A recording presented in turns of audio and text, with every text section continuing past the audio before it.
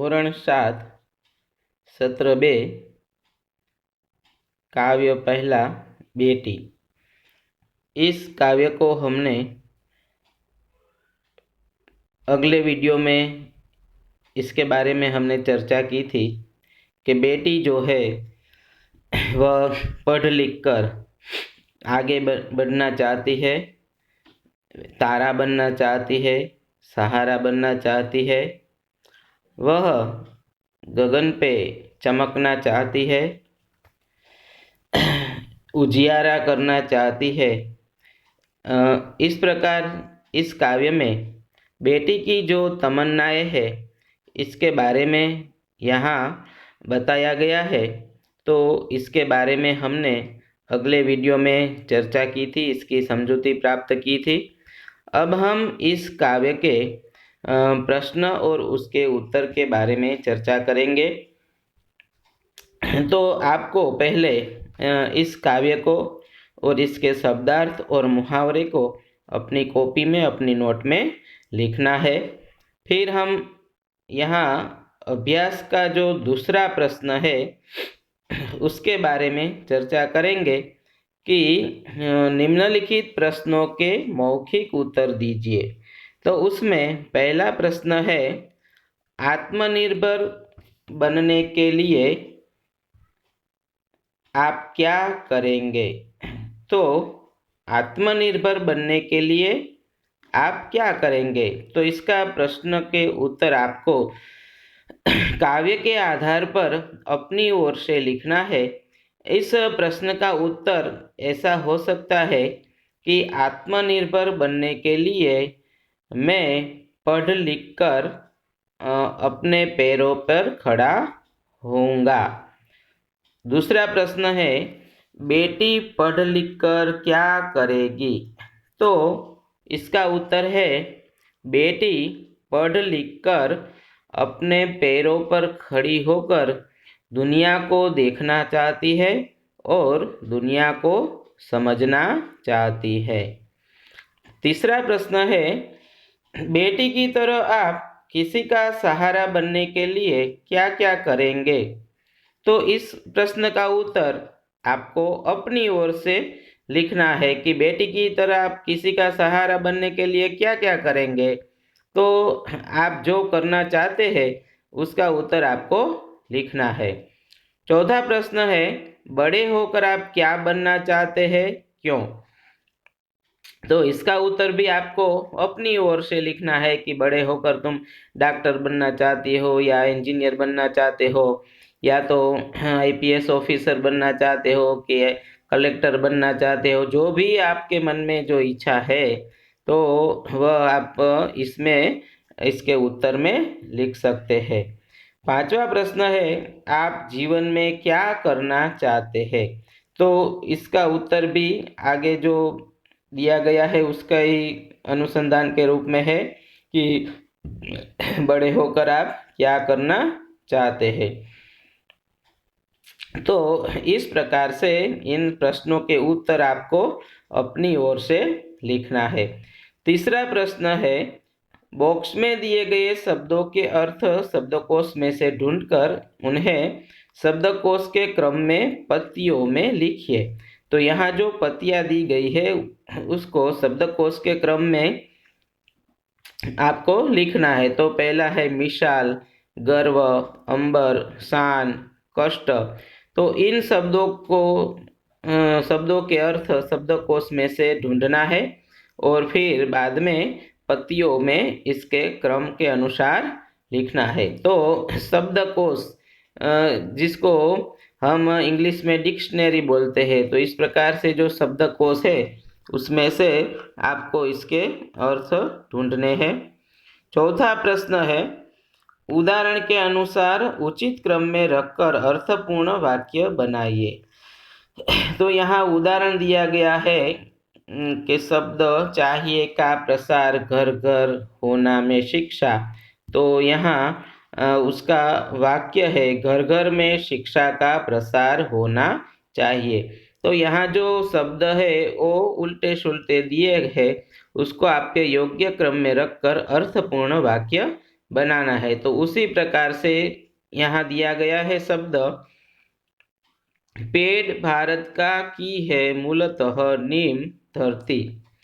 तो इसको योग्य क्रम में लिखकर आपको इसका वाक्य बनाना है कि नीम का पेड़ मूलतः नीम का पेड़ मूलतः धरती का है, भारत की धरती का है, इस प्रकार से। दूसरा है नीम है दातुन श्रेष्ठ की होती दांतों के लिए। नीम એટલે કે લીમડો, લીમડાનું દાંતણ દાંતો માટે શ્રેષ્ઠ છે। તો नीम का दातुन नीम की दातुन दांतों के लिए श्रेष्ठ है। दिया जलाकर दिया रख में आंगन, तो दिया जलाकर आंगन में रख दिया। तो इस प्रकार से ये वाक्य बनाने हैं आपको। उसके बाद है अधीरता दिखानी हमें नहीं चाहिए खाने में, विनम्रता रखनी चाहिए अपने व्यवहार में। तो इस प्रकार से यह अभ्यास के प्रश्न जो है वह हमें आप सबको अपनी कॉपी में लिखना है। अब स्वाध्याय के जो प्रश्न है उसके बारे में हम देखते हैं कि स्वाध्याय का जो पहला प्रश्न है कि बेटी सहारा बनने के लिए क्या क्या करेगी।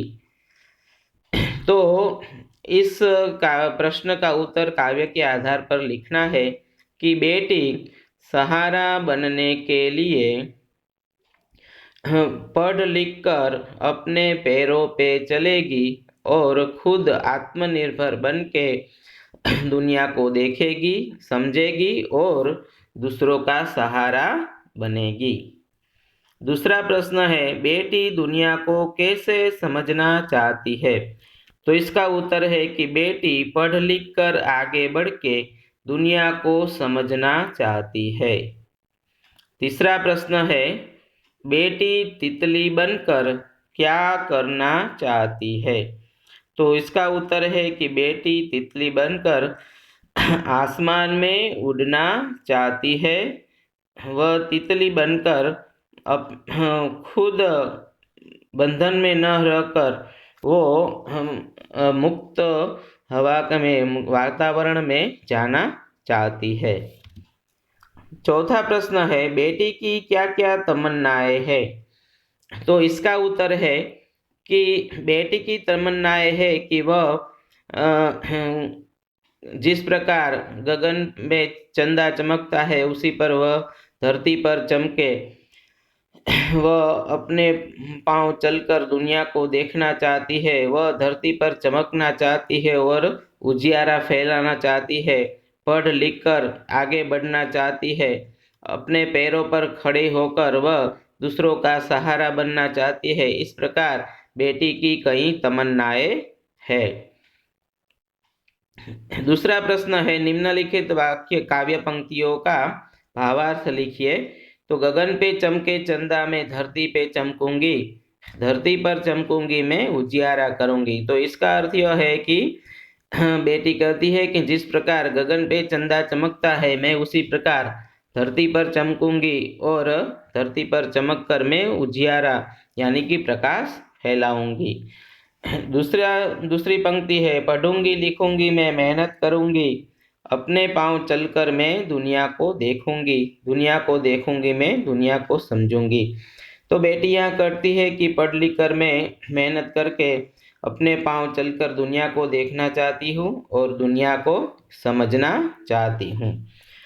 इसके बाद तीसरा प्रश्न है उदाहरण के अनुसार विलोम शब्द का प्रयोग कीजिए। विलोम यानी कि विरोधार्थी।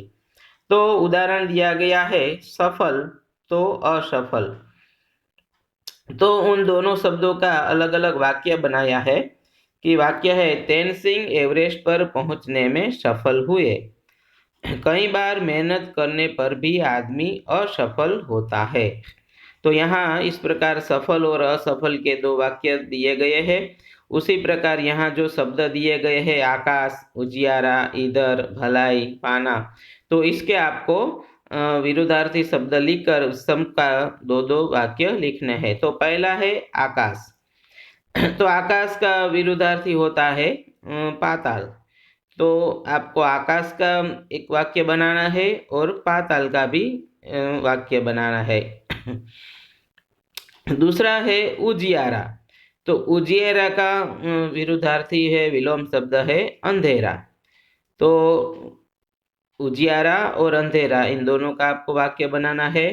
तीसरा है इधर, तो उसका विरुद्धार्थी है उधर। चौथा है भलाई, तो उसका विरुद्धार्थी है बुराई।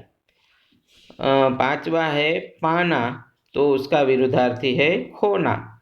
तो इस प्रकार से इन शब्दों का विरुद्धार्थी शब्द लिखकर आपको इसके दो दो वाक्य बनाने हैं।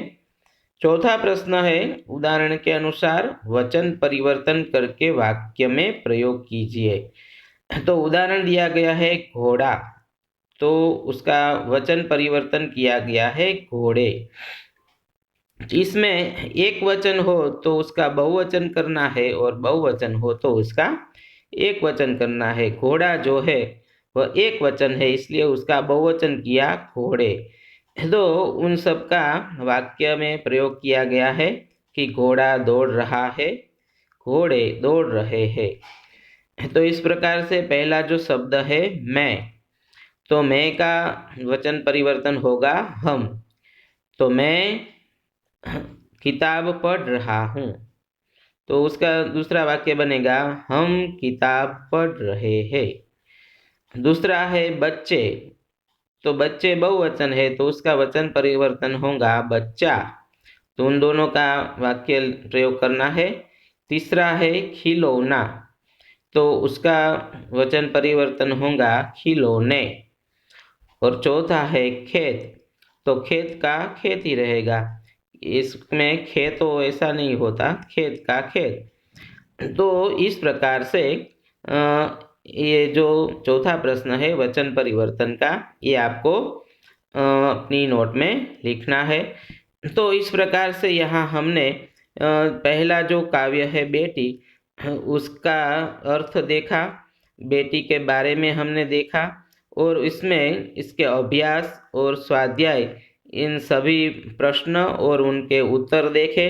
तो आपको अपनी नोट में, अपनी कॉपी में पहले एक काव्य को लिखना है, फिर इसके शब्दार्थ और मुहावरे को लिखना है, फिर अभ्यास का जो दूसरा प्रश्न है उसके 5 प्रश्न लिखना है और तीसरा प्रश्न चौथा, फिर स्वाध्याय के पहले प्रश्न का 4, दूसरा प्रश्न, तीसरा और चौथा।